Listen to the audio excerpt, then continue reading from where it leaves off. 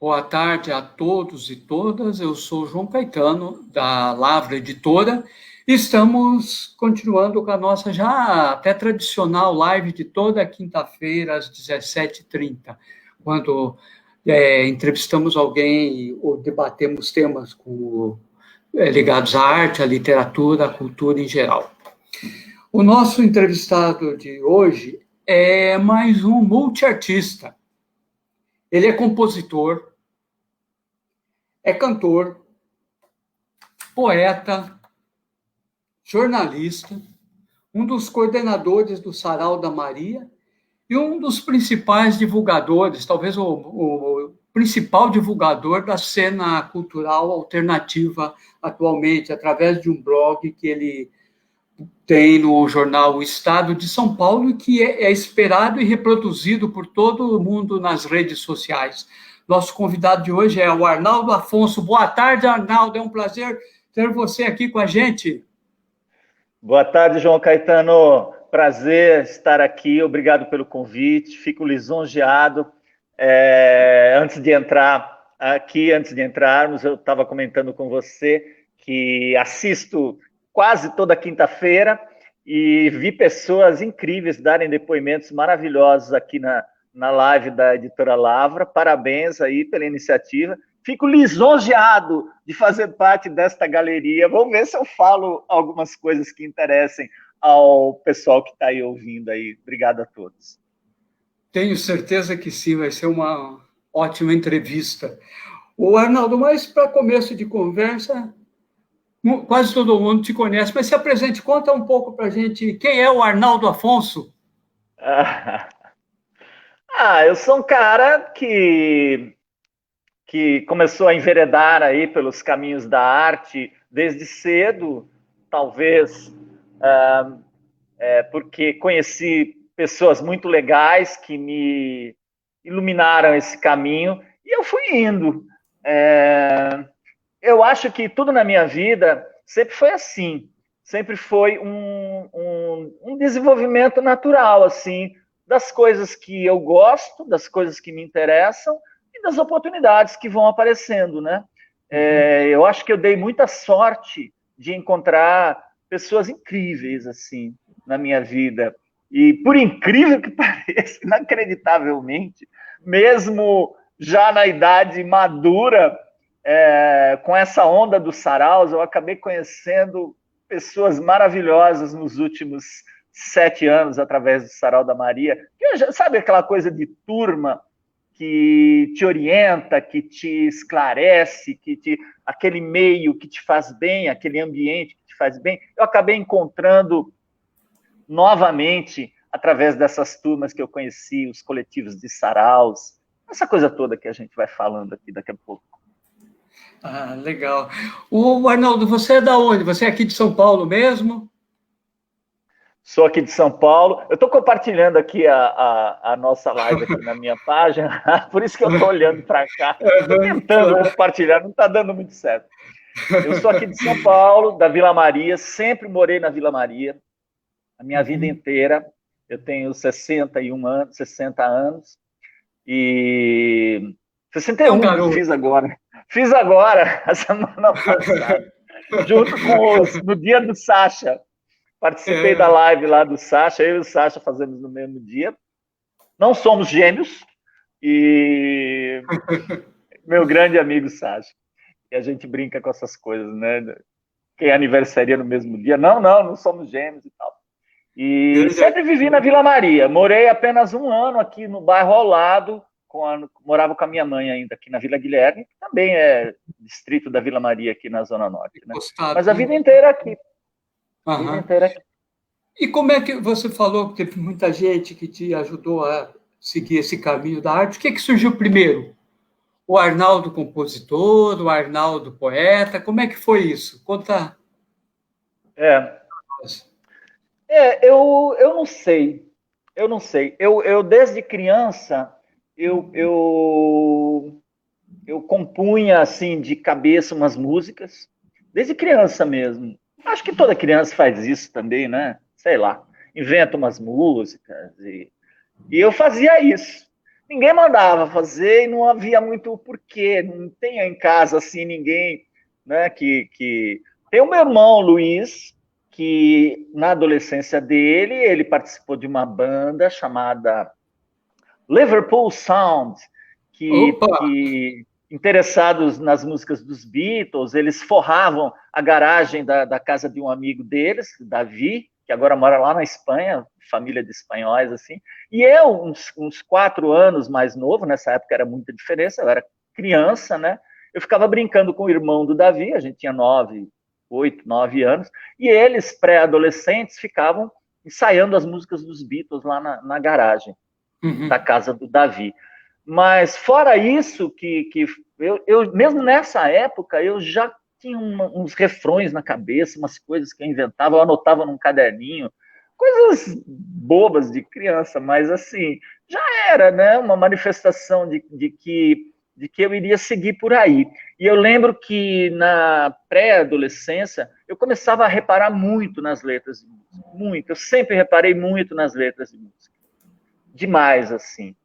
Músicas do Vinícius com o Toquinho, por exemplo, eu achava bonito, sabe, assim, mas deixa a lâmpada acesa, se algum dia a tristeza quiser entrar, e uma bebida por perto, porque você pode estar certo que vai chorar. Essas rimas e essa Regra 3, beleza né?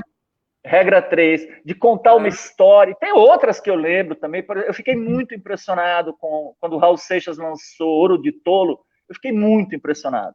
Muito impressionado. Eu não tinha televisão e eu ia na minha vizinha assistir a discoteca do Chacrinha, porque nessa época o Raul Seixas ele era o último que se apresentava, era toda quarta-feira à noite. E eu meio dormindo, a minha mãe me chamando, acho que era 10 da noite. Assim. E eu lá na casa da dona Elvina, minha vizinha, uma senhora, e ela, não, ele só vai esperar o Raul Seixas e aí ele já vai, né? Que a gente morava assim, eram 3 casas, ela morava no fundo, eu morava na casa do meio. E aí eu ficava esperando, e eu achava incrível aquela música. Não sei, hoje eu sei explicar, né? Mas na época eu não sei porquê, né? Mas era uma música. É que para quem ouve hoje em dia já tem música de tudo que é jeito, já tem Eduardo e Mônica, já tem, sabe, músicas que são contos, que são histórias longas e tal. Mas naquela época, ainda mais aqui para gente que não fala inglês e tal, já havia Bob Dylan e tal, mas eu não sabia. E era em inglês. Mas assim, você ter uma música, uma letra tão longa, falada, né? E falando aquelas coisas que o Raul Seixas fala naquela música que mexe com a cabeça de um, sei, mexeu com a minha, assim, eu tinha 11 anos, talvez, mas mexeu muito com a minha cabeça, aquilo que ele dizia, que cara chato que sou eu, que não acha nada engraçado, o Corcel 73, aquelas coisas todas. E que ele diz lá, eu que não me sento no trono de um apartamento com a boca escancarada, cheia de dentes, esperando a morte chegar. Meu, isso é profundo. Isso aí é para você não ficar acomodado na sua vida, para você não se resignar com uma vida besta, com uma vida de, sabe, de pobreza, de inventividade, sem inventividade, sabe? Uma vida, sabe, à toa. É um estímulo para você tentar fazer da sua vida algo interessante, algo que, né, que tenha emoção, que tenha E aprendizado. nesse aspecto, acho que nós somos mais ou menos da mesma geração. Acho que a música popular brasileira teve uma influência muito grande. Acho que foi um momento, assim, apesar de ainda no tempo, ainda Sim. sob a ditadura militar, mas ela foi um momento de auge dela, assim, em letras, em criação, em coisas, né? Eu acho que muito também do que me levou para a escrita, essas coisas todas, vem também dessa fonte aí. Eu ficava ouvindo também o Toquinho e o Vinícius, ficava olhando assim, apesar de um trabalho bem popular, mas o Vinícius sempre punha umas rimas diferentes, aquelas coisas, eu ficava, olha, ele rimou isso com isso, e daí eu pegava cadernos também, eu acho que ela teve uma influência muito grande em toda uma geração, né? E E daí... você vê, né?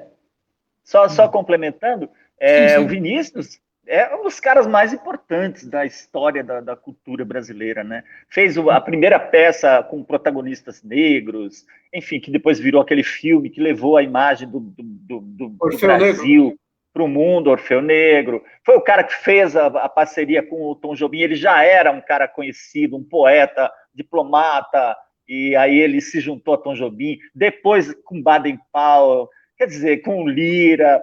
Ele fez coisas incríveis em pouco tempo, assim, né, dos anos 50, 60, ele fez coisas incríveis. E, por fim, eu criança, acabei conhecendo o trabalho dele com o Toquinho, que já era, talvez, das últimas coisas que ele fez, depois ele ainda fez Aham. canções infantis e tal. Mas você vê como, mesmo para uma criança, né, a obra desse poeta não passa batido, cara. É incrível. E eu não sabia quem era o Vinícius de Moraes, o que ele já tinha feito, assim, essa figura maravilhosa que foi o Vinícius, né? E Mas daí, a poesia toca. e daí você já escrevia naquela época, já, ou foi assim, meio querendo fazer música e escrevendo? Como é que foi isso? Os dois, né? Como eu falei, eu tinha desde criança essas coisas que eu inventava, assim, Aham. umas pequenas trilhas, até para os Aham. jogadores de botão, assim, eu jogava muito futebol de botão. Aí inventava umas musiquinhas, porque a gente fazia os times, né? Meus irmãos já jogavam, eu sou caçula, né? Então eu herdei muita coisa legal que eles faziam, assim. E entre Você elas tem quantos eram, irmãos? eu tenho Quantos irmãos? 3 irmãos e uma irmã. 3 irmãos e uma irmã. Eu sou o quinto filho. E aí tudo que eles faziam chegava até mim depois, né? E eles tinham times de botões que eles mesmos desenhavam, recortavam, e a gente fazia os nossos próprios times, né? Inventava Aham. cidades, né? Então eu tinha o meu time, né, também, né? Que tinha uma linha ofensiva imbatível, que era Mid Valley, Ringo, Catupiry, Lock Locks e Big Valley. Enfim, eu não vou nem entrar em detalhes de quanto esses caras eram craques, mas eu desenhei eles todos no botão e tinha umas musiquinhas para cada um deles, tipo, Ah, tipo tem hoje em dia, né? Na Europa tem bastante, né? A torcida entoa um cântico assim para o seu craque, né? Eles inventam uma música para o craque lá. Aqui no uhum. Brasil é mais para o time mesmo, não é tanto para o jogador. Aham. Mas eu fazia isso. Agora, depois, né? Eu comecei, mesmo na escola, comecei a fazer umas músicas para as garotas, para as meninas, incentivado por um amigo meu. Eu era muito tímido, mas incentivado por um amigo meu, Márcio Antônio Anitelli, que eu nunca mais vi. Aí a gente tinha 12, 13 anos, mas ele, não, que música, vamos mostrar para as meninas, não sei o quê, vamos fazer. Aí ele começou a meio que me encomendar. Eu fiz uma música para uma menina que eu gostava, que era a Elaine, e eu fiz uma música para ela, Elaine, eu te encontro e interrompo meu mau humor, seja lá, ali, aqui, ou seja, onde for, eu te amo e estou lutando pelo seu amor. Era Roberto Carlos total, né? E eu fiz essa, que é comprida a música. E aí depois ele, não, vamos fazer para outra menina e tal, tal, tal. E tá tocando o telefone aqui, deixa eu só recusar. Pronto. E aí fiz música para uma menina chamada Neaci, para Mara, que eram as meninas da nossa sala de aula. Porque esse amigo Uhum. estava incentivando. Mas para você ver, eu já fazia, sem nenhuma intenção, sem pensar em nada, sem ninguém pedir, já fazia. Mas aí depois, né, quando você começa a pensar um pouquinho mais na vida, nas coisas, começa a querer, né, já entrando ali na pré-adolescência, seus 14, 15 anos, aí já fui me interessando muito, fui começando a ler algumas coisas. Quando eu comecei a trabalhar com 14 anos. E aí, ganhando um dinheirinho, eu comprava, às vezes, umas revistas chamada Revista Rock. E nela escreviam uns caras muito bons, assim, Ana Maria Baiana, uma jornalista sensacional, Luiz Carlos Maciel, Aham. o Ezequiel Neves, que depois era o parceiro do Cazuza e foi praticamente o cara que lançou o Barão Vermelho, né? Ele assinava como Zeca Jagger, que ele era muito fã dos Rolling Uhum. Stones. Eu lia esses caras todos, e esses caras todos me levaram para o rock, para as letras do Bob Dylan, do John Lennon, de outros artistas, e também para toda a explicação do que tinha sido a contracultura alguns anos antes do movimento do final dos anos 60. E eu comecei a compreender que aquilo tudo que eu via lá com o meu irmão tocando lá na garagem, desde criança, aquilo tudo era um movimento, né? John Lennon, quando foi para a cama dar uma entrevista com a Yoko Ono pela paz, e foi ridicularizado mundialmente pelos senhores da guerra e pelos políticos profissionais que zombam de nós que acreditamos no amor, que acreditamos na convivência solidária e amorosa. Eles zombam, isso aí não funciona, a paz, que ridículo. É com esses que, aí eu vi que é com esses caras, com os sonhadores, que eu estou até hoje. Já estava antes, desde criança, mas aí eu fui entendendo, através dessa revista do rock, e de outras que depois aí eu comecei a ir atrás. Aí eu virei roqueiro. E o jornalismo, como é que entrou? Como? E o jornalismo, como é que entrou nisso? Você já era roqueiro, você teve conjunto de rock antes disso? Como é que foi? Não tive. Mas, assim, eu não tocava, né? Eu não tocava, só escrevia e fazia as músicas de cabeça. Eu fui tocar violão, começar a tocar violão com 24 anos. Até hoje eu estou aprendendo. Mas já dá para o gasto, já dá para compor. Eu acho que eu sou um bom compositor, eu sou um mau instrumentista, um cantor mediano, aceitável, mínimo, mas eu sou um bom compositor, eu componho todos os estilos, porque eu gosto de tudo, e eu fui aprendendo, sei lá, eu acho que eu tenho um bom... eu tenho um bom cancioneiro na minha cabeça, assim, de diversos estilos que eu utilizo quando eu faço as minhas canções. Mas eu era roqueiro, comecei a ser roqueiro com meus 15 anos e tal, 14, 15 anos, e até conhecer alguns outros amigos, uma turma mais politizada, que aí eu já tinha 16 anos, e eu entrei nessa, mas foi muito rápido. Foi muito rápido. Era uma outra coisa também, que aí eu já tinha aquelas ideias da contracultura, de um mundo outro, que oferecesse oportunidades para as pessoas não pensarem apenas nos valores materiais, e era mais ou menos isso que estava na minha cabeça. E aí eu conheci um pessoal, uma turma, entrei na campanha política do Antônio Hess, que era um candidato a vereador ligado ao PCB, ao Partido Comunista Brasileiro. Aí eu conheci algumas pessoas, alguns comunistas, tinha muita gente, eu participava das reuniões, e foi um aprendizado maravilhoso. Esse humanismo todo que emanava da atuação política deles, e isso é o quê? 1976. 76. Aí eu conheci Genivaldo Matias da Silva, que havia sido preso e torturado em 75, e ele tinha sido liberado um pouco antes da prisão, lá ele estava no hipódromo, né?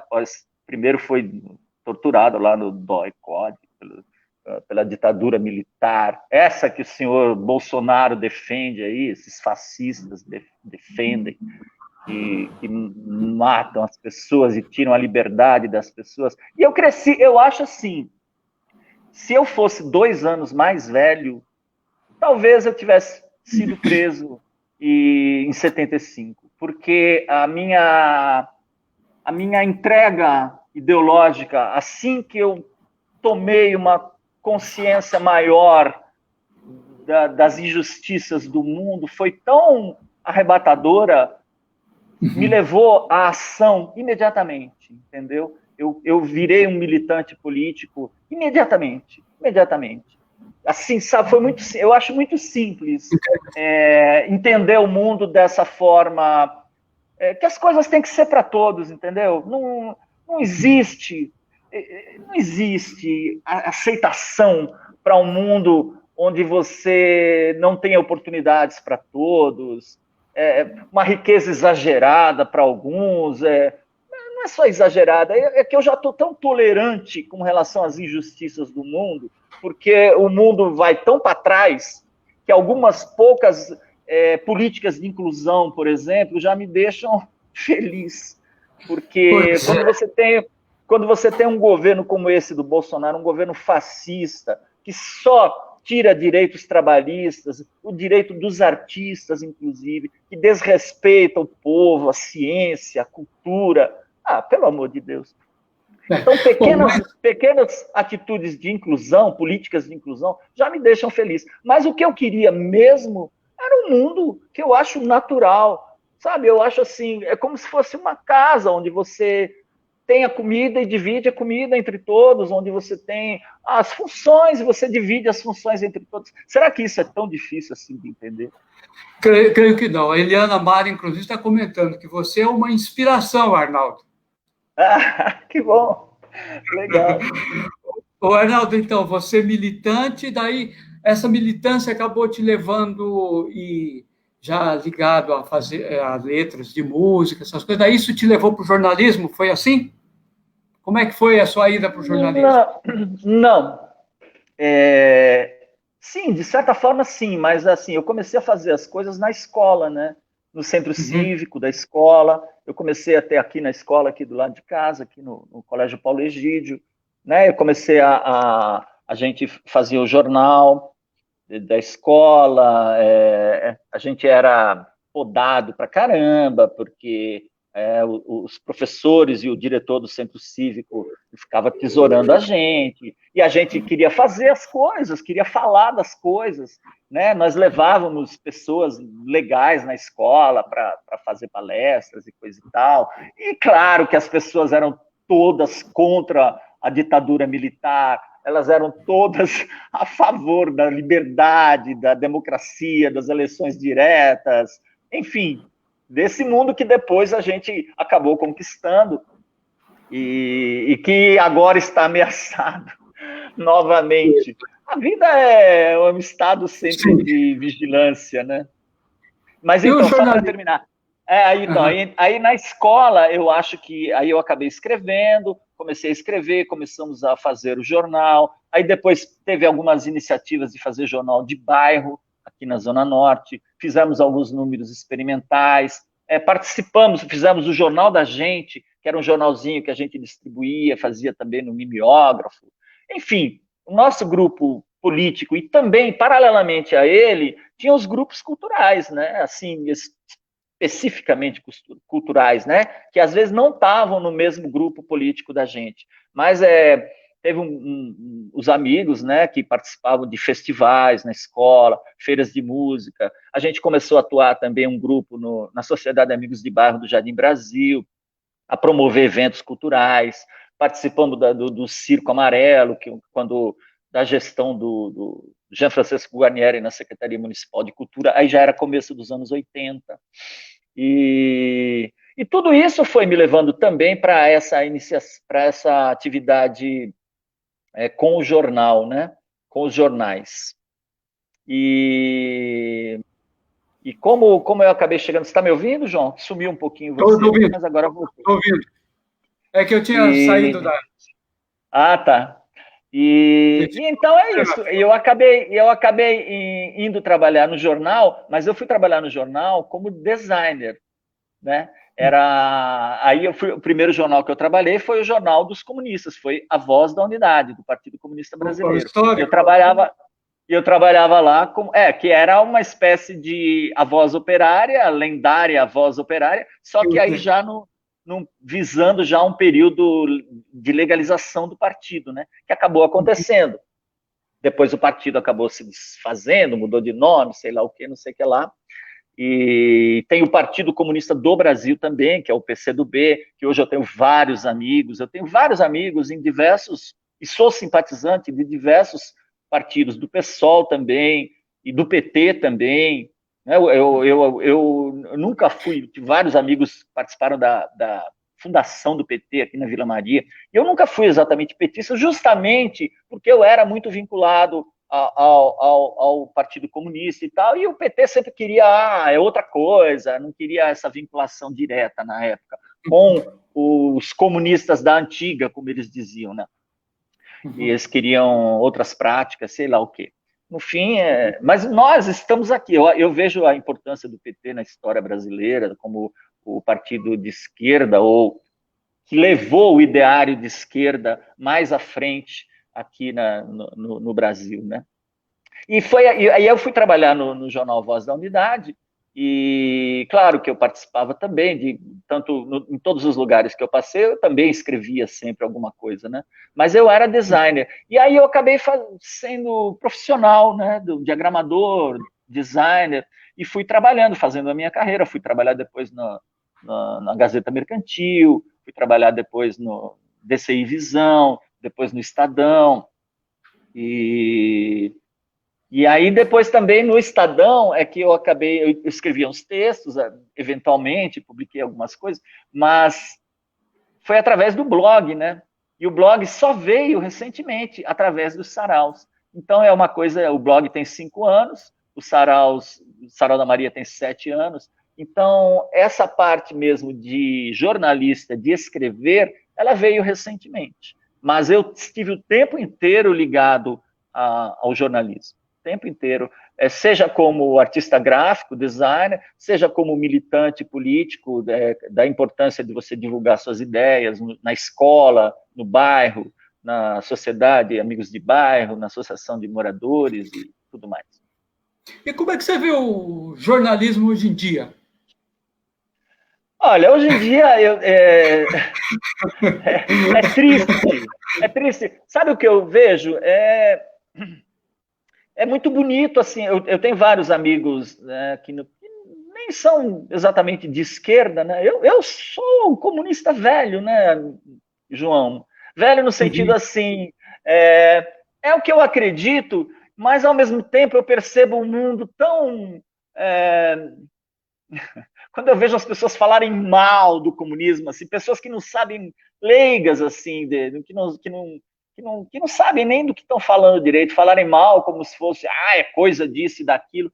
Meu amigo, o ideário comunista é a melhor coisa que aconteceu. Compreender esse ideário comunista foi a melhor coisa que aconteceu na minha vida e na vida de tantas pessoas maravilhosas que eu já li as histórias delas através dos livros, e pessoas incríveis na história da humanidade. Eu citei, por exemplo, o Vinícius de Moraes, né?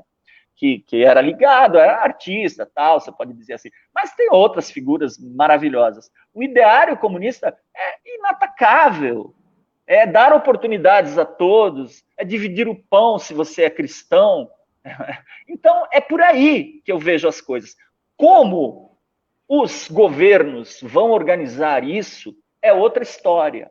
Como aconteceram os regimes socialistas ou pseudo-comunistas na história dos últimos 50 anos, 100 anos, é outra história.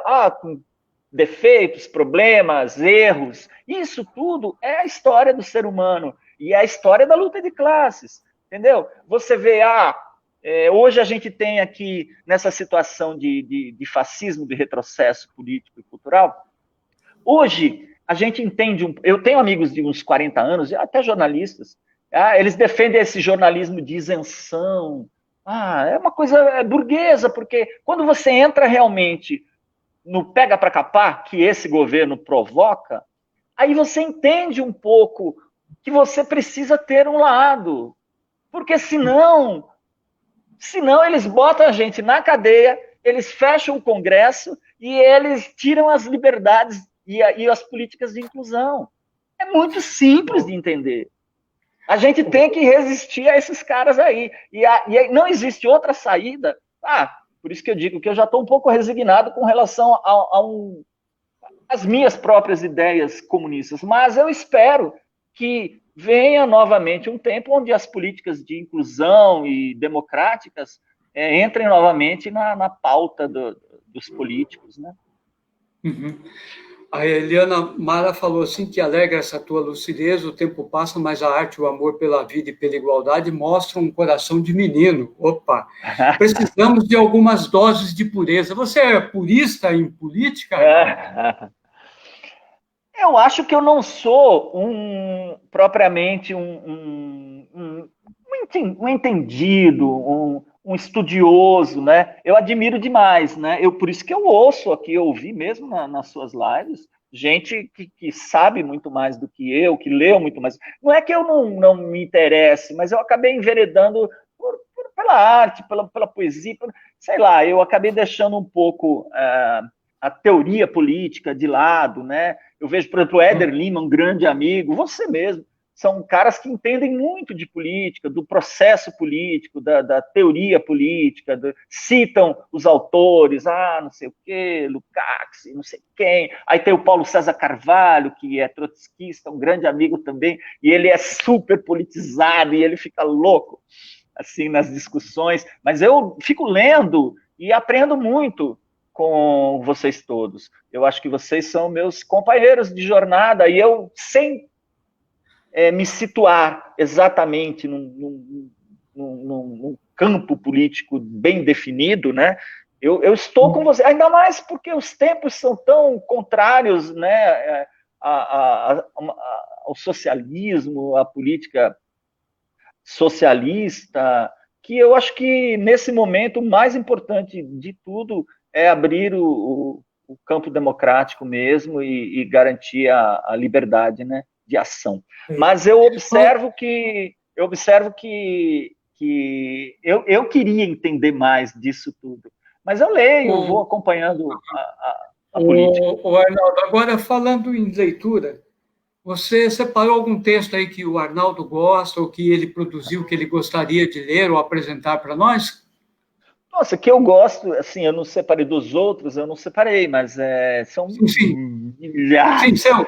Mas eu tinha separado alguma coisa minha aqui que eu tinha entendido que era o meu. Tem uma letra de música. Tem uma letra de música minha. Os que você gosta, seus aí que eu estava me referindo. Ah, tá.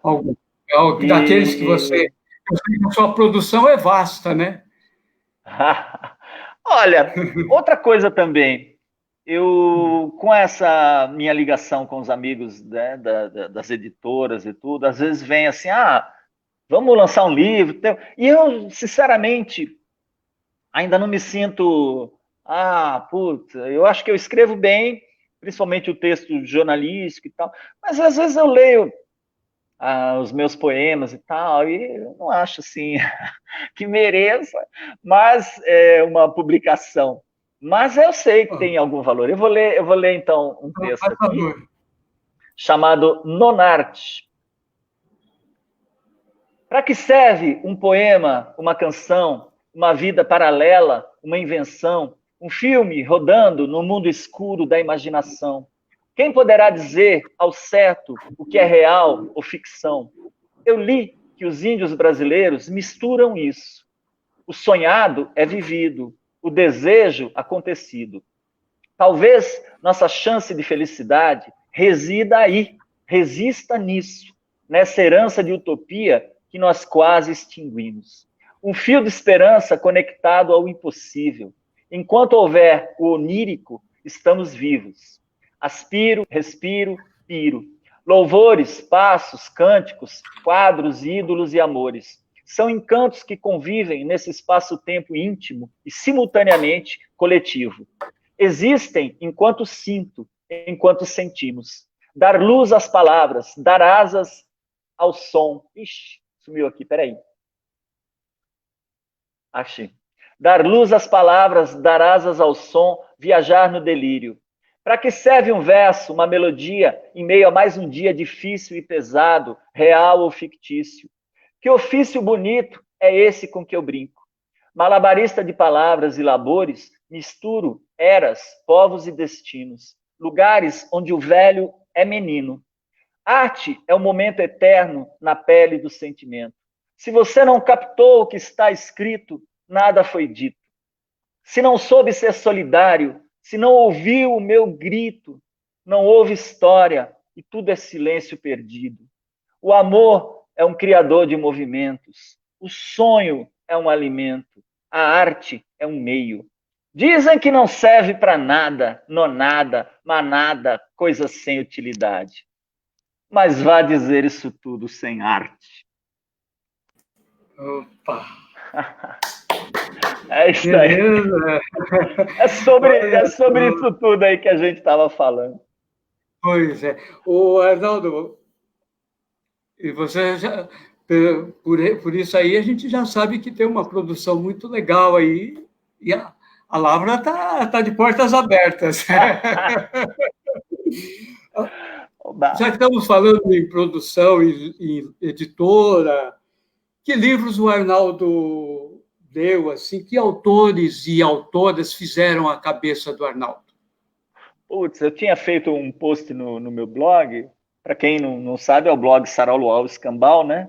No portal do Estadão, e eu publico no Facebook e no Instagram algumas coisas, a programação, a agenda do circuito alternativo, né? Dos artistas independentes. E eu tinha um dia feito um post que me pediram sobre as influências literárias e coisa e tal. Mas eu procurei aqui, não achei. Mas tudo isso que eu vinha falando foi o começo de tudo. E eu incluí lá, inclusive, antes até da revista do rock que eu falei, que era a minha. Incluí história em quadrinho, incluí alguns livros de Monteiro Lobato, inclusive, que a gente tinha que ler na escola, né? E coisa e tal. Isso tudo vai fazendo, né? O meu interesse. O meu interesse mesmo pela literatura, eu acho que ele se consolidou a partir dos 30 anos. Eu acho. Antes, eu li muita coisa, mas tudo de uma forma desordenada, e eram os interesses. Eu acho que é assim que acontece, né? Eu não sei, eu não sou aquele cara, né, que é um leitor desde cedo, não. Eu li Kafka com 14 anos, Não, eu não li. Eu fui ler. Eu li na adolescência, eu li Nietzsche, mas eu queria reler, né? O Assim Falou Zaratustra, por exemplo, agora. Só que, tudo é tão complicado para você reler, sabe? Já tô quase morrendo aí, eu vou ficar relendo coisas. Eu quero ler coisas novas, né? E então eu fico com aquela leitura que eu ainda não tinha condição de captar a densidade toda dela. Fico daquele jeito mesmo, aquilo que eu li aos 16, 17, 18 anos, desordenadamente, e meio sem ter capacidade de compreensão do valor daquilo tudo, da grandeza daquilo tudo, vai ficar daquele jeito. Aquilo foi me fazendo melhor, sem eu perceber, mas eu acho que a partir dos 30 anos, eu fui trabalhar no Estadão aos 34, eu acho, e aí lá tinha aquele mundo de publicações que vai chegando para os jornais, nos cadernos culturais lá, ficava lá em cima das mesas, e eu comecei a ler aquilo tudo alucinadamente. E ali, por isso que eu digo também, eu acho que se você tem acesso aos livros, é uma grande coisa, viu? Se você tem mais, aí entra novamente o papel dos governos, né? As políticas de inclusão. Eu acho que se você tem acesso aos livros, a coisa funciona, ajuda muito. O teu interesse cresce e uma coisa puxa a outra, né? Eu tenho um verso numa música que fala: quanto mais aprendo, simplório, quanto mais aprendo, amplio o imenso que ignoro. Porque uma coisa puxa a outra e você vai sempre sentindo vontade de mais, né? Porque os buracos vão crescendo para você, os buracos de interesses, para você ir atrás e completar e entender das coisas. Mas eu li nessa matéria desse blog que eu falo lá, desse post, eu falo lá de tudo que eu li. Para mim, os poetas, né, antes de mais nada, brasileiros, o Drummond, o Bandeira, e antes de todos, o mais importante para mim foi o Ferreira Goulart, que eu li, esse sim, eu li aos 16 anos, e o poema Sujo, e Dentro da Noite Veloz, Na Vertigem do Dia. Esse cara, e uns 3 anos antes dele morrer, ele estava lá na Casa das Rosas, eu estava aqui em casa, eu vi no computador aqui que ele estava lá na Casa das Rosas, eu fui até lá, e eu tirei uma foto com ele, o evento acabou, eu peguei ele na saída, tirei uma foto com o Ferreira Goulart apontando assim para ele. Esse cara foi muito importante na minha vida, muito importante. A poesia dos livros dele me incendiou totalmente. Tudo aquilo que eu já contei que eu estava... me incendiou totalmente. Eu sabia os versos de cor, e ele era também um poeta comunista, humanista. Depois, no final da vida, ele achava que tá complicado, aí ele foi meio, né, foi muito malhado por isso, por umas posições menos esquerdistas e tal. Mas eu amo Ferreira Goulart, amo a poesia do Ferreira Goulart, recomendo a todos. Ele mudou a minha vida. E junto com ele, nessa época, as letras do disco Alucinação, do Belchior, que também é outro cara. Quais, assim, de música popular brasileira, assim, quais, assim, aqueles que são referências para você? É claro, além do Cartola. Então, depois dessa fase roqueira, aí eu conheci esse pessoal mais antenado aí nas questões políticas e tal, e aí eu comecei a ter o contato com a MPB de fato, assim, com conhecimento mais, né? Aí fui, sabe, aqueles festivais que eu era criança nos anos 60 e via de relance na TV lá na casa da minha avó, como Disparada, e a Disparada é uma música que me impressionou também, aquela postura do Jair Rodrigues cantando aquela música, era uma coisa impressionante, aquele cara batendo no osso e acompanhando, era impressionante aquilo era impressionante. E ficou na minha cabeça. Mas aí depois eu fui pesquisar tudo aquilo, fui pesquisar depois Bossa Nova, fui depois em Noel, Ari Barroso, o começo da história do samba, as músicas carnavalescas, Lamartine e Babo. Aí você entra nessa riqueza toda da música brasileira, né? Os sambas, né? O samba carioca, o samba paulista, né? Essa diferença que tem, a Adoniran, Cartola. Aí você vai conhecendo tudo, esse mundo maravilhoso que salva a gente, né? Que ilumina a gente, que nos representa, que é o nosso melhor, é o melhor do Brasil, é a sua arte, a sua cultura, e eu acho, na frente de tudo, é a sua música. E esses caras fizeram na minha cabeça, todos eles.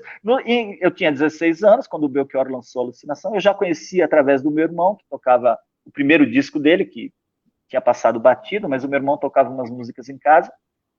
Eu, quando comecei a trabalhar no centro da cidade, teve um show do pessoal do Ceará, em 75, e eu fui com meu amigo Valmir Pereira Pinheiro, eu tinha 15 anos, e a Elis não tinha gravado ainda como Nossos Pais, ela gravou em 76, eu acho. Em 75, eu fui no Teatro Brigadeiro, lá onde a Elis foi velada depois, nos anos 80.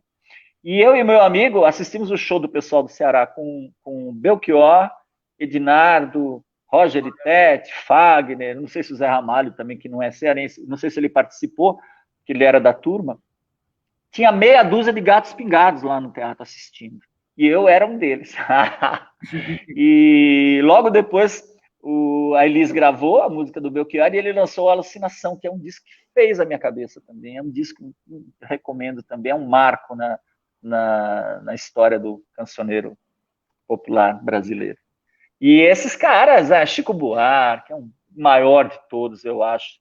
As pessoas gostam muito do Caetano, porque o Caetano é muito ativo. Assim, o Chico já virou escritor e tal, mas a obra do Chico Buarque, para mim, é irretocável. Assim, eu sou muito fã do Chico Buarque. E de outros também, os mineiros. Né? Dá para a gente falar 3 horas sobre isso, mas você mencionou no começo, falou um pouco da questão de leve, assim, dos saraus, e você é um dos organizadores do Sarau da Maria. Fala um pouco como é que surgiu o Sarau da Maria e, na sua opinião, qual a importância que os saraus têm hoje, o que é que eles têm de bom e quais são as limitações deles? Tudo na minha vida sempre foi esse prolongamento natural dos meus interesses, como eu já falei. E o sarau, ele acabou rolando assim. Nós já tínhamos essa turma de amigos desde final dos anos 70. Curiosamente, aquela turma do meu irmão, lá quando eu era criança, alguns amigos dele, eu acabei conhecendo depois. a minha turma de adolescência era um pouco ligada, algumas pessoas ligadas, né, daqui do Jardim Brasil, eram ligadas ao pessoal da Vila Maria. Depois que a gente vai crescendo, vai ficando tudo da mesma idade. A diferença era grande, né, até a adolescência, mas depois, essa diferença de 4 anos que eu tenho com o meu irmão, ela acabou, né? E aí, e os amigos dele passaram a ser meus amigos também, de jogar bola junto, de fazer coisas juntos. E quando a gente começou com os saraus, foi porque um desses amigos, o Paulo Barroso, compositor e cantor, que já tinha lançado um disco independente final dos anos 70, começo dos anos 80, vários artistas aqui da Vila Maria. Dari Lúzio foi, acho que, o pioneiro aqui, lançou no fim dos anos 70, o disco Bastardo. Depois o Paulo Barroso lançou Vozes da Cidade, Lé Dantas e Cordeiro, uma dupla, Brincadeira Amanhã. Pedro Lua lançou um compacto, com o Reggae Livre. Enfim, esses caras fizeram essas coisas. E o Paulo Barroso, nos anos 2000, quis fazer mais um disco para registrar suas obras que não foram lançadas durante esse ato aí, né, desde o final que ele tentou fazer, né, foi tocado um pouco na Rádio USP, em alguns lugares, mas você acaba largando, né, porque o negócio não vai para frente. Mas aí ele voltou e fez esse disco duplo chamado As Marés, que é uma espécie de clube da esquina aqui da Vila Maria, do qual participam todo mundo. Eu estou lá também com 5 parcerias que eu fiz com o Paulo Barroso, porque a gente jogava bola junto, somos amigos, e eu acabei botando letra em umas músicas dele.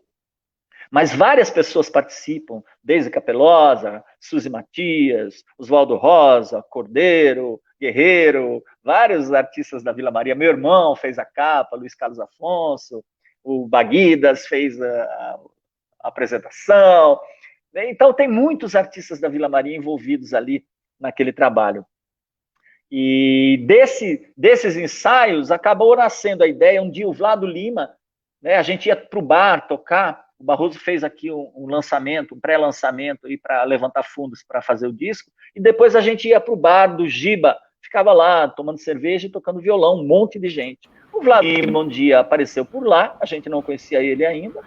E ele é da Vila Maria, o Vlado, apesar do sarau. O poeta Vlado Lima.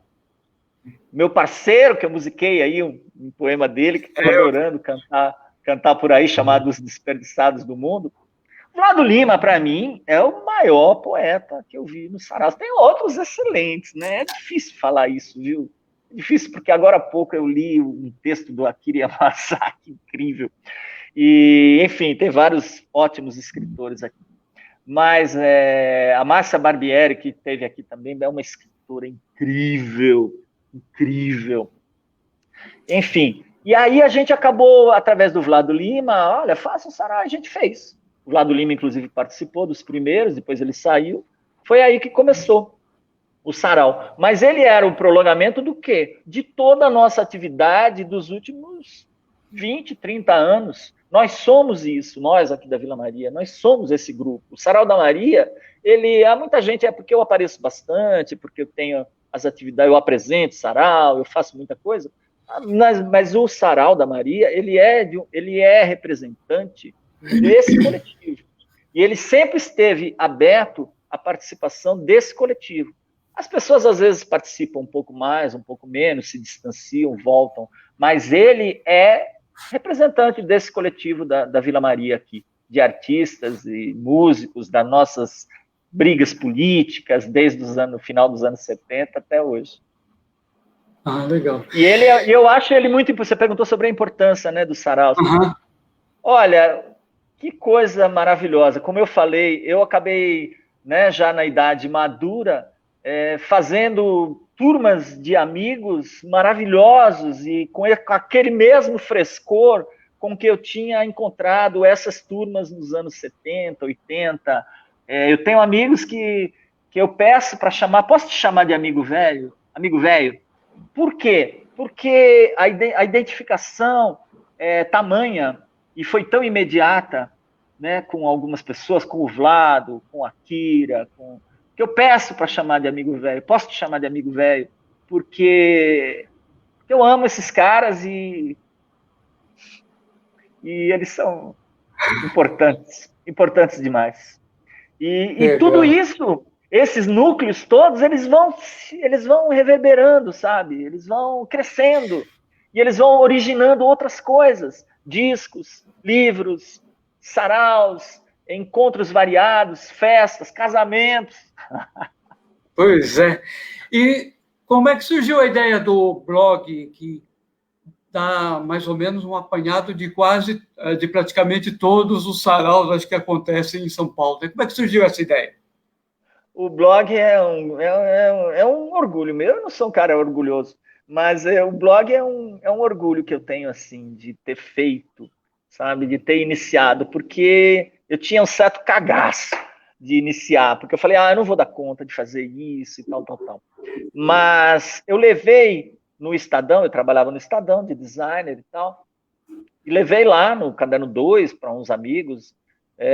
Levei o livro do Vlado Lima, levei o livro da A Puta, da Márcia Barbieri, e eu falei, olha isso aqui. E não tem espaço, não tem equipe para ler, não tem.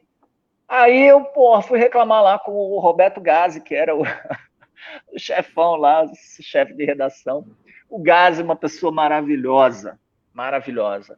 Ele já trabalhava com ele, já sabia disso, mas ele foi muito além da minha expectativa. Aí ele falou, e eu falei, precisa ter um espaço para arte alternativa aí. O jornal só fala do mainstream, só fala dos caras aí, das editoras grandes, só fala, sabe, da alta cultura, entre aspas. Eu falei, existe todo um movimento acontecendo aí que não sai no jornal e que precisa, as pessoas têm que conhecer. E aí ele falou, eu pedi uma página do caderno, meia página do Caderno 2, semanal, para fazer alguns registros da arte alternativa. E eu falei, vamos tirar horóscopo. Ele falou, rapaz, se tirar horóscopo, me mata. Aí eu pedi para tirar a história em quadrinho, tirar o endereço dos cinemas. Eu falei, ninguém mais vê o endereço do cinema, entra na internet e vê, ninguém mais vê aqui no jornal, vamos tirar essa meia página aí. Só sei que uma hora ele já estava de saco cheio, ele falou, olha, eu te dou um blog. Aí eu aceitei. Demorei 2 meses para começar, porque eu não sabia se eu ia ser capaz. Eu tinha medo, assim, sabe, sei lá, de dessa expectativa toda resultar em coisa contra, sabe? Se eu ia escrever mal, se ia depor contra o movimento.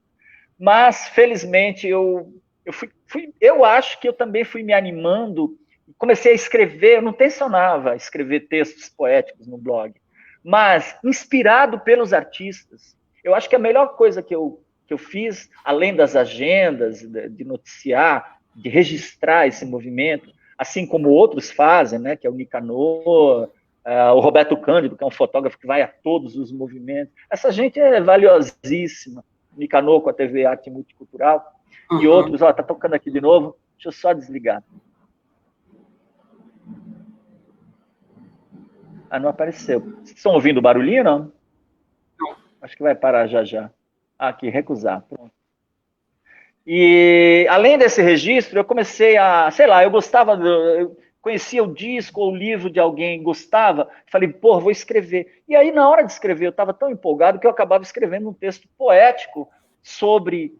E foram os meus melhores textos, assim. Foi inspirado nos artistas. Né? Isso tudo, quando eu olho hoje, eu falo, olha só o que eu escrevi há 3 anos atrás, que texto lindo. Mas é um texto totalmente inspirado naquele trabalho de outra pessoa que eu li. Algumas vezes eu pegava frases e coisas de outras pessoas para desenvolver. Então, tudo isso me alegra demais e me orgulha demais. E o blog, já que estamos falando em texto, veio mais um texto do Arnaldo para nós. Ah, é? É. Eu tenho uma letra de música que é meio louca, assim, que eu gosto. Eu não sei se eu leio um libidinoso. Vou ler esse aqui que é meio. Tem umas tiradas aqui. Mas eu preciso lembrar, porque só tem o começo aqui, né? Então eu vou. Será amor o que dura? Será amor o instante? Será um enfarte fulminante ou uma espécie de transplante num coração que não ama? Será amor o que dura? Será amor o que cura? Será o amor paciente? Será aceitar o infortúnio ou um doente terminal fazendo planos para o futuro? Será ter alma de flor e enclausurados desejos? Será amor ao Senhor, a devota a rezar o terço, transpirando orgasmos pelos dedos? Será amor? Será o amor caso sério? Será um palhaço em desgraça? Será um garoto maroto quebrando vidraças? E Charlie Chaplin no papel de vidraceiro? Será ter cara de anjo e o sentimento perverso? Será entender a linguagem de Deus, do universo? Inaugurar uma igreja e ter fé no comércio? Será um convite ao poder? Será o lugar comum do lugar? Será um jogo de assar e fritar com o kit completo para a lua de mel e uns michês para pagar o aluguel? Será o amor inimigo temido sobre os tímidos suicidas ou heróis? Será o amor um espelho, um anseio que dói, como um câncer no sexto sentido? Será o amor gás letal? Quem ama aspira a morrer? Mistério etéreo da morte? Ou medo de não amar e sofrer? Falta de ar. Poxa vida! Isso é uma música. Que legal! Tem mais estrofes, mas só está marcado aqui o começo, eu não lembro de tudo, aí eu falei, essas aí já estão boas. Já. Arnaldo, nós estamos vivendo esse momento de... o Escobar Flanelas está lembrando que você é um dos poetas que estarão na próxima edição da revista Ramo, que sairá em breve, né? Agora, Sim, fiquei muito feliz, ele me convidou, eu até falei isso tudo que eu te falei aqui, eu falei para ele, será? Não sei, papapá, papapá. Tinha umas dúvidas lá, mas eu acabei mandando um texto para ele. Obrigado, Escobar. Diga uma coisa, como é que você está vendo esse momento que nós estamos vivendo de um lado, pandemia, e de outro lado, todo um momento político aí muito difícil, muito complicado, com esses grupos de extrema-direita que tomaram o poder aí do país, que fazem uma política toda contrária pelo menos assim, aquilo que a gente defendeu, a um país inclusivo, com justiça social, com liberdade, com respeito às diferenças, essas coisas todas. Essa carga toda que o ano de 2020 está trazendo assim, para a gente, como é que você está se situando no meio de tudo isso, Arnaldo? Olha, eu tô aqui me equilibrando na corda bamba. Eu escrevi um texto semana passada sobre resistência e a palavra resistência ela já extrapolou um pouco até esse sentido político que ela é usada, né, a adequação assim, resistência ao fascismo. Não, mas nesse momento da pandemia eu acho que a gente tem que resistir e ficar vivo. Parece que é um exagero, mas não é. Eu tenho encontrado várias pessoas através né, da comunicação aqui da internet, das redes sociais, e eu também posso dizer, tive péssimos momentos nesses meses de pandemia, fiquei doente e tive, enfim, problemas, né, de toda ordem. E outras pessoas estão tendo, que eu percebi. Então, eu achei importante a gente levar essa mensagem aí de resistência. Resistência é cuidar também da nossa saúde aí, não nos culparmos demais pelas coisas ruins, sabe? Por esse fascismo na nossa vida aqui, com esse governo incompetente e anti-humanista. Isso tudo nos ofende, nos faz mal diariamente, sabe? Acompanhar esse noticiário todo. E outra coisa que eu digo é sobre a isenção da mídia, que eu falei aquela hora, você vê, né? Agora, com a vitória do Biden lá nos Estados Unidos, ainda bem, né? Porque quase Ainda bem. O outro fascista. Porque é igual republicano e democrata. Não é, não. Quando você tem um republicano que é como o Bolsonaro, é fascistizante e idiota, e que despreza toda a convivência harmoniosa da política, é perigoso, esses caras são muito perigosos. E é o que aconteceu aqui no Brasil.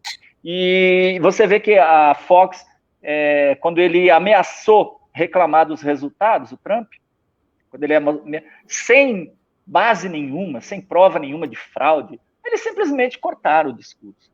Eu acho que as nossas emissoras, quando eu falo que agora tem um negócio, fulano de tal não respondeu a nossa reportagem. Eles fazem como se fosse um negócio assim, olha, procuramos todos os lados. Como se a democracia ou a representatividade de direitos estivesse somente no procurar. Não, ela vai além. Você dizer que você é isento fazendo isso é mentira. Você tem que ser isento quando você aponta, como a Fox, que não divulgou. Você não pode divulgar essas mentiras. O cara chega lá e dá a versão dele. Olha, eu acho que a Terra é quadrada. Aí só porque ele está no poder, só porque ele foi... Não, vamos divulgar, então, a Terra é quadrada, a Terra é quadrada, a Terra é quadrada. Não, meu amigo, a Terra não é quadrada. Então, os meios de comunicação, por dar direitos de palavra, entre aspas, né, direitos, porque toda a informação sempre foi manipulada, a gente sabe disso, cada um manipula a seu bel prazer. Mas esse mínimo disfarce, ele também não pode passar por isso, né? Quando você vê uma mentira óbvia, ela tem que ser cortada, sabe? O seu Bolsonaro não pode chegar lá e falar aquelas porcarias que ele fala. Não pode, sabe? Ele tem que, se o STF não corta ele, as emissoras têm que fazer isso, né? Os jornalistas têm que fazer isso. Bom, enfim, pode ser, é a minha opinião e eu acho que ela deve ir à frente. Vão dizer que é utopia, que não é assim que funciona. Mas é isso aí, eu vejo com muita preocupação esse momento justamente por causa disso. Porque você vê na televisão, numa campanha, né, onde, para aqui em São Paulo, para prefeito, o atual prefeito tem triplo do tempo dos outros candidatos. É óbvio que ele vai estar no segundo turno, né? Porque assim, eu falo, o cara chega lá e fala, eu fiz isso, fiz isso, fiz isso. Aí vai o outro lá e fala, não, porque o outro foi o pior prefeito. O pior é muito difícil para o eleitor comum, né? O cara que está lá trabalhando, que está ferrado, que está sem grana, que não entende, né, dessas articulações, é muito difícil para ele discernir o que seja verdade, o que seja essa enganação toda. E é preciso... A própria imprensa que poderia contribuir para a divulgação, ela tem lado e é extremamente partidária. Exatamente. Né? Se ela se gaba de isenção, se ela fosse realmente isenta, talvez nós não estivéssemos com o Bolsonaro na presidência, porque, né, não seria possível, né, os ataques que foram feitos ao governo petista, por exemplo, e eu posso falar porque eu não sou petista, votei, mas os ataques foram tamanhos e tão desproporcionais, coisas muito piores aconteceram recentemente e ninguém está nem aí, né? Estão deixando rolar. É isso. Eu vejo com muita preocupação. Mas olha, nós temos aí alguns candidatos, acho que está crescendo a candidatura Boulos aí. Eu estava esperando essa definição para votar, né? Se fosse o Orlando Silva, eu votaria. Se fosse o Boulos, eu voto. Se for o Gilmar também, que vai para o segundo turno, não é um candidato que me agrada, o Tato, mas é o PT, entendeu? É amparado pelos movimentos sociais, tem gente de verdade ali atrás, tem gente boa que está nas bases fazendo trabalhos bons no PSOL, no PT, no PCdoB. E é com esses caras que eu tô. Quem tiver mais próximo disso, eu vou votar para vereador também numa bancada ativista aí, né? E e para prefeito no que tiver melhor colocado para ir para o segundo turno. Eu acho que vai acabar sendo o Boulos aí que está crescendo, né? Boulos e Erundina são dois bons nomes. São sim. Eu que vou aproveitar um pouco. Mas olha, eu já fico muito feliz sem esse russomano, esse mais um aventureiro de direita aí, ou a Joyce, que diz que é de direita, de raiz. Pelo amor de Deus, que vergonha. Que vergonha. Pessoa, que tempos vergonhosos são esses onde uma pessoa fala que ela é direita de raiz? Eu sei o que é direita de raiz, né? A gente já sofreu demais com isso, né? A gente já não teve escola, a gente já não teve trabalho, a gente já foi explorado a vida inteira pelos direitistas de raiz. Pois é.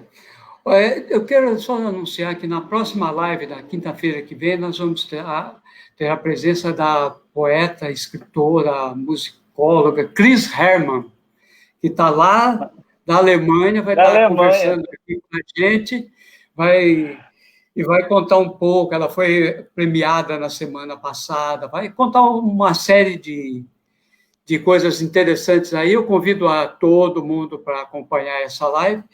E aproveito para... Estarei aqui, viu, Cris? Estarei aqui ouvindo você, e a Cris além de escrever muito bem, ela participa de um monte de coisas, tem aquela revista dela, Ser Mulher Arte, tem diversas iniciativas culturais, é uma grande figura. Falar também sobre essa revista sobre...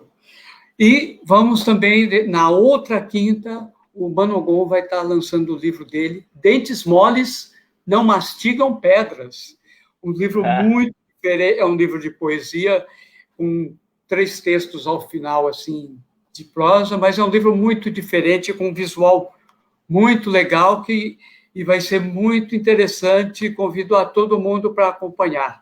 E, Arnaldo, eu queria agradecer você pela participação e te convidar... Oi? Eu queria só dizer que eu estou lendo esse livro aqui, da Lourença Lu, O Insuspeitável Perigo do Instante Beijo, e também esse livro aqui, Candinho, o Poeta Militante, que é um cara que é um daqueles velhos comunistas que eu falei, que eu conheci na minha adolescência. E é isso, e tem uns outros aqui também, e tem esse livro maravilhoso aqui, O Pênis do Espírito Santo, do Jaime Cesossi, um poeta mineiro maravilhoso também, e vários outros aqui, todos aqui, lembro. Legal. E eu queria, então, que você lesse mais um texto seu para a gente encerrar, e fizesse as suas breves considerações finais aí, e agradecendo aí por ter aceitado o meu convite, ter conversado aqui. Foi um papo muito agradável, acho que todo mundo gostou demais. Eu adorei, eu que agradeço. Como eu te disse, eu acompanho aqui esses vários entrevistados incríveis. O Candinho, esse que eu falei aqui da Zona Norte, desse livro aqui, teve uma das entrevistas que eu vi aqui, eu não lembro mais o nome da pessoa, mas ele estava contando algumas histórias também, era um militante antigo. Walter Almeida Costa. Walter Almeida contou algumas histórias incríveis, assim, dos anos 50, 60, da atividade política dele. Eu acho incrível. Olha, que foi o seu companheiro de partido. Tá vendo? Eu fiquei emocionado aqui ouvindo ele, e esses caras anônimos. O meu blog é para esses caras, cara. Por isso que eu falei que eu sinto orgulho. Por quê? Porque ele me leva de onde eu vim. Foram esses caras que me trouxeram. E eu fico feliz, muito feliz, de dar algum retorno, né, para esses artistas anônimos, para esses ativistas, que ninguém sabe o nome. Né, o Lula foi eleito, mas o Lula ser eleito, né, quantos caras fizeram um monte de coisas que a gente não sabe o nome, lá em São Miguel, aqui na Vila Maria, em tantos lugares, em tantas periferias. A gente fazendo nossos saraus, organizando rodas de literatura e de discussão política, como nós fizemos, estudo de livro aqui na Vila Maria, ainda jovens, desde jovens. E esses caras aí são os caras que nos trouxeram, e a gente procura trazer mais gente também, né, para esse meio. Eu vou ler, então, um texto aqui, deixa eu ver. Será que eu leio esse aqui? É um texto que eu li após assistir o filme do Lars von Trier, A Ninfomaníaco, volume 1. Opa! Aí depois eu vim pelo ônibus, né? O 701A. O ônibus chama, o poema chama Eu e Lars no 701A. 701A é um ônibus que sai do Edu Chaves, passa aqui na Vila Maria e vai lá para perto lá do Julinho Clube, lá na Vila Madalena. Sim. E aí eu saí e no ônibus estava chovendo e eu fiquei lá no último banco do ônibus e escrevi esse poema aqui. Eu e Lars no 701A. Lá está ele lá, exatamente ali, no ponto onde penso que está, entre sonhar e existir, desistir e saltar. Onde pensa que vai chegar? Ao lado de Lars von Trier, no último banco do 701A. Aquele homem quase velho já, circunspecto, de aspecto esquisito, chapéu preto, cavanhaque frique, combatente combalido, seu ônibus suspenso no tempo. Para que pressa, se não há destino? Luzes, câmera, close em seu rosto, penso, para o lado da janela fechada, embaçada pela chuva intensa, e por sua respiração tensa, e por tanta atabalhoada vivência. Minhas dores são imensas, senhor Lars. Isto aqui não é um filme. Há sexo e sentimento, anseios, medos e ciúme. Não venha me dizer que não sente nada, camarada. Meus olhos vazam saudade daquela sala, daquela cena, daquela ela tão bela, com mãos de fada e lábios de açucena. Seus olhos de estrela na escuridão interior do meu cinema. Não era só encenação, não era apenas pornô, talvez nem fosse somente amor. Quem dera apenas as penas da eterna solidão dos mortais, mas era mais. Não somos cachorros loucos ganindo de cio numa rua enlameada. Eu sinto, meu caro Lars, eu sinto cada pancada e corro perigo e assumo o risco. É humanidade, Lars, o nome disso que nos bate sem piedade. Não é mais um longa em cartaz, é a vida. E eu estou vivo, amigo, ainda, e atuo sem ensaio. O cobrador me olha do soslaio, sem entender por que chora, a quem abraça ou com quem conversa, aquele homem sozinho no último banco do 701A. Opa, que beleza! Bom, o pessoal estava com um movimento já, criando um movimento aí, que é o Publica Arnaldo. Depois dessa, vai aumentar Obrigado. Bastante isso. Muito obrigado, Arnaldo. Agradeço a todo mundo que... meu velho, obrigado você. Foi um papo muito agradável. E lembrando que na Chris Herman, na próxima quinta-feira, às 17h30, com mais uma live nossa aqui. Obrigado, Arnaldo. Obrigado a todo mundo aí. Depois eu vou ver, hein?